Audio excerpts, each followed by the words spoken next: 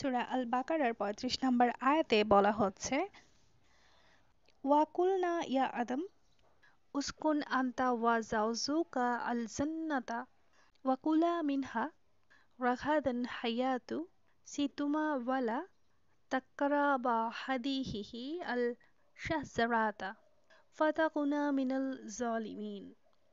ওয়াকুলনা অর্থাৎ আর আমরা বললাম, আল্লাহর নির্দেশের পরিচয়, ইয়া আদম হে আদম, আদম আলাহিসাল্লামের প্রতি ডাকা হচ্ছে, উস্কুন অবস্থান করো, শান্তিতে বসবাসের নির্দেশ, আন্তা তুমি, আদমকে নির্দেশ প্রদান করছেন, ওয়া জাউজুকা এবং তোমার স্ত্রী হাওয়া আলাইসাল্লামের উল্লেখ, আল জান্নাতা জান্নাতে আদেশিত স্থান, ওয়াকুলা এবং তোমরা খাও, আনন্দের সঙ্গে খাওয়ার নির্দেশ, মিনহা এটি থেকে অর্থাৎ জান্নাতের খাবার থেকে, রাখাদান বহু আনন্দে স্বাচ্ছন্দ্যে খাওয়ার নির্দেশ, হায়াতুসিতুমা যেখান থেকে ইচ্ছা মুক্তভাবে খাওয়ার সুযোগ, ওয়ালা তাকারাবা এবং এই গাছের নিকট আসবে না, এখানে নিষেধাজ্ঞা বোঝাচ্ছে, হাদিহি এই বিশেষ গাছের উল্লেখ, আল শাজারাতা গাছ নিষিদ্ধ গাছ বোঝাচ্ছে, ফাতাকুনা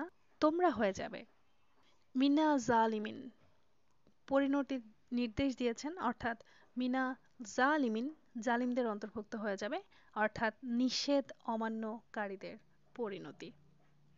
পুরো লাইনটার মানে দাঁড়ায়, আর আমরা বললাম হে আদম তুমি এবং তোমার স্ত্রী হাওয়া জান্নাতে অবস্থান করো এবং সেখান থেকে যেখান থেকে ইচ্ছা খাও, কিন্তু এই গাছের নিকট আসবে না, না হলে তোমরা জালিমদের অন্তর্ভুক্ত হবে।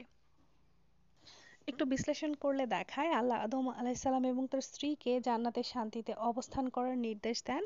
এটি আল্লাহর প্রতি আস্থা এবং তার পক্ষ থেকে বিশেষ দয়া বোঝায়।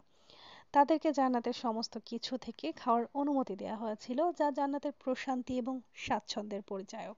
নিষিদ্ধ গাছের প্রতি অঙ্গুলি নির্দেশ করে, যা তাদের জন্য একটি পরীক্ষা ছিল।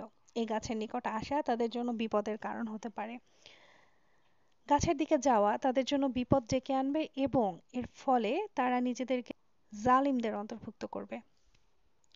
এ সম্পর্কিত সূরা তহায় ১১৯ এবং ২০ নম্বর আয়াতে বলা হয়েছে, ফা ইন্নাকা লা তাশতাহি আন তাকারাবাহু অতএব তুমি গাছটির নিকটবর্তী হবে না। রিলেটেড একটা হাদিসও রয়েছে।